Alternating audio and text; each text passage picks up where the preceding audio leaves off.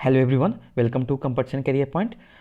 Dear students, आज class 12 JAC board के लिए chemistry in everyday life topic को अच्छे तरीके से समझेंगे और 2 से 3 मार्क्स बोर्ड एग्जाम के लिए पक्के कर लेंगे आज के टॉपिक से। तो ये टॉपिक जैक बोर्ड एग्जाम के लेटेस्ट सिलेबस के अनुसार होगा, तो सेशन को शुरू से अंत तक देखिए। सेशन अच्छा लगे लाइक कीजिए। चलिए सेशन को स्टार्ट करते हैं। फर्स्ट जो है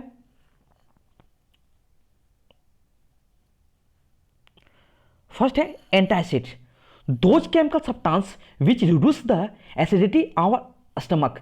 ये कब होता है? जब हम लोग कुछ स्पाइसेस खा लेते हैं तो हमारा स्टमक में एसिड का सिक्रेशन होता है, एसिड का सिक्रेशन ज़्यादा होने लगता है, इसी कारण एसिडिटी होता है और हमारे स्टमक में पेन होना शुरू होता है, दर्द होना शुरू हो जाता है। तो हम लोग उसके बाद क्या लेते हैं? हम लोग जनरली जानते हैं कि घर में जो या दुकान में देखते हैं कि इनो आता है, ठीक है। इनो को हम लोग पी के उसको एसिडिटी कम कर लेते हैं।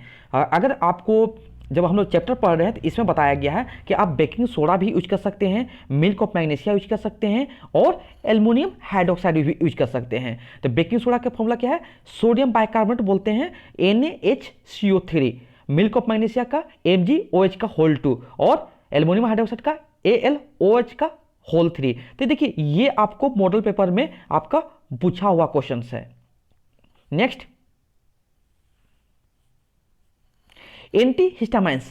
ये देखिए जब भी किसी पेशेंट को, ठीक है, एलर्जी होने लगता है तब हम लोग ये एंटी हिस्टामाइंस ड्रग्स या मेडिसिन देते हैं। तो those drugs which control the allergic action in our body, तो उसमें कौन सा हम लोग मेडिसिन यूज करते हैं?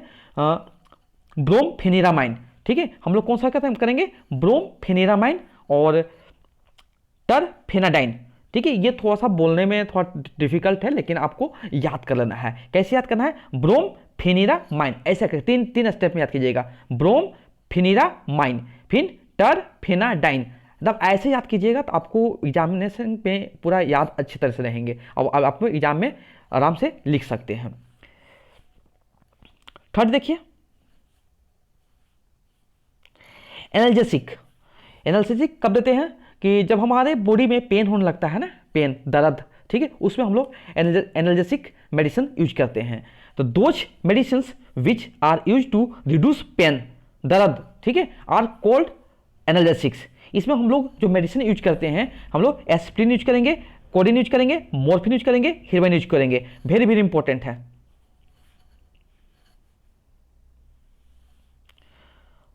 फोर्थ नंबर देखिए, एंटीबायोटिक्स। ये तो हम लोग सभी लेते हैं एंटीबायोटिक्स। देख लेते डिफिनेशन क्या है इसका।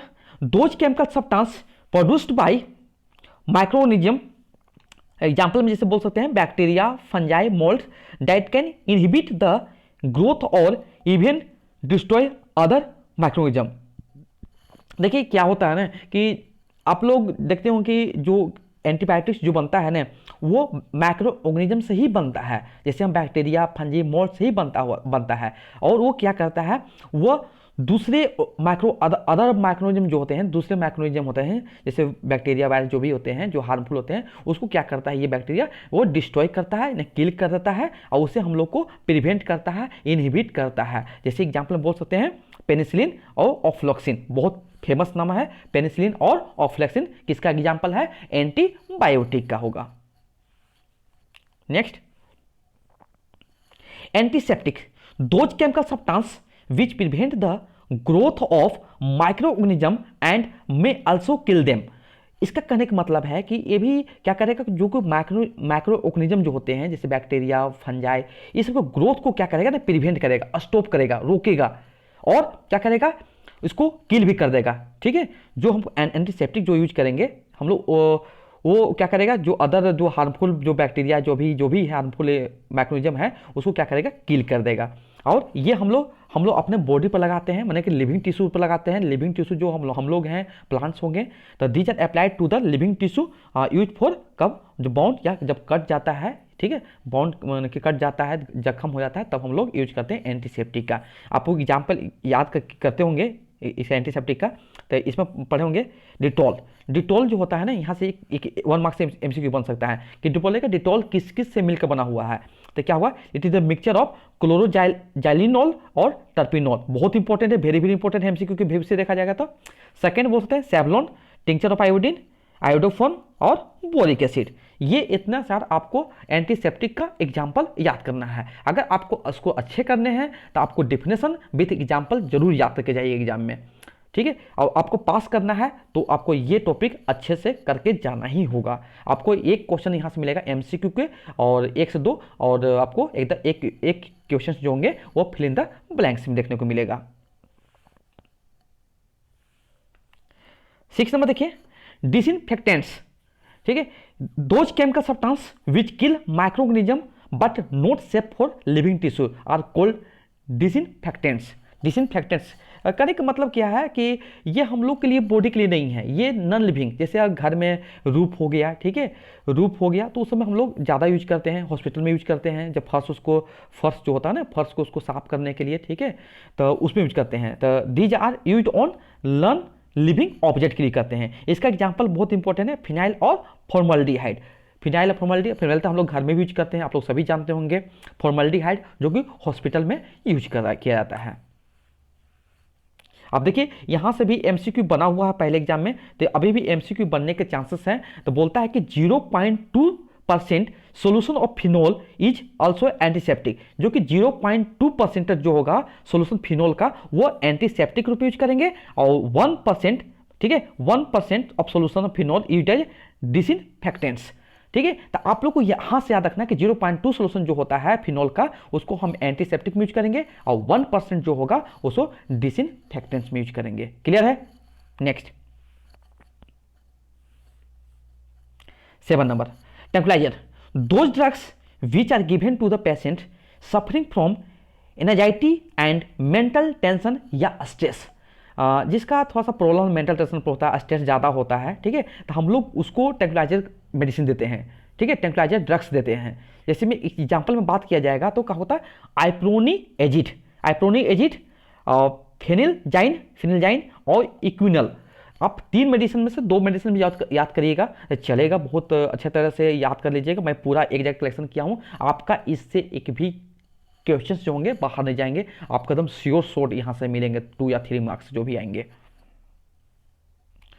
नेक्स्ट देख लेते हैं, anti fertility drugs, those drugs which are mostly hormonal contraceptives and available for female only. और ये क्या करता है, ये controls the pregnancy in female, जो फीमेल में प्रेगनेंसी होता है उसको कंट्रोल करने में किया जाता है, या इसको बोलते हैं बर्थ कंट्रोल में भी यूज करता है, बर्थ कंट्रोल, ठीक है, बर्थ कंट्रोल के रूप में भी यूज किया जाता है, ठीक है। और इसका एग्जांपल क्या है, नोरेथिंड्रोन और इथाइन लेस्टोरेडियोल, ठीक है, ये दोनों दवाई को, मेडिसिन को याद रखिए।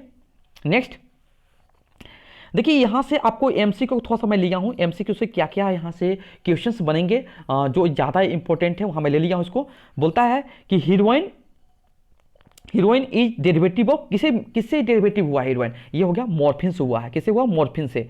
Second, phenol is used as both antiseptic and disinfectant, मैं बता चुका हूं कि 0.2 solution of phenol is antiseptic, 1% of phenol is का डिसइंफेक्टेंट, इसलिए बोथ में यूज किया जाता है। Second, gammexane is chemically known as benzene hexachloride, very very important. Last है ये देखिए,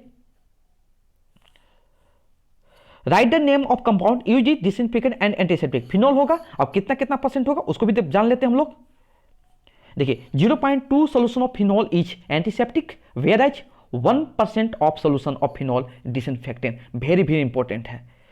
तो आप लोग को ये सेशन कैसा लगा आपको कमेंट सेक्शन में बताना है, और इस टाइप का टॉपिक और भी चाहते हैं, हर टॉपिक हर चैप्टर का टॉपिक चाहते हैं, और पीडीएफ भी प्राप्त कर सकते हैं, हमारे टेलीग्राम चैनल ज्वाइन कर लीजिए, नीचे डिस्क्रिप्शन बॉक्स में लिंक दे दिया जाएगा, आप उसको इजीली ज्वाइन कर लीजिए और वहाँ से पीडीएफ और हमसे इजीली ऑप्टेन करके पढ़ सकते हैं। इजीली करके मैं सारे का सारे मैंने कि कराने की कोशिश कर रहा हूँ यहाँ पर केमिस्ट्री का, कि आपका केमिस्ट्री में इस बार कोई भी कैरी नहीं लगे, कोई भी फेल नहीं करे, अच्छे से अच्छे उसको रहो, ठीक है। तो मैं नेक्स्ट टॉपिक जरूर लाऊंगा इससे रिलेटेड, पॉलीमर्स लाऊंगा, और इसके बाद कोऑर्डिनेशन कंपाउंड लाऊंगा, उसके बाद स्ट्रक्चर लाऊंगा, नेम रिएक्शन लाऊंगा, पूरा का पूरा केमिस्ट्री का यहाँ पर आपको एक से एक कंटेंट दिया जाएगा और सारे का सारे पीडीएफ दिया जाएगा कि आपको पढ़ने में सुविधा हो।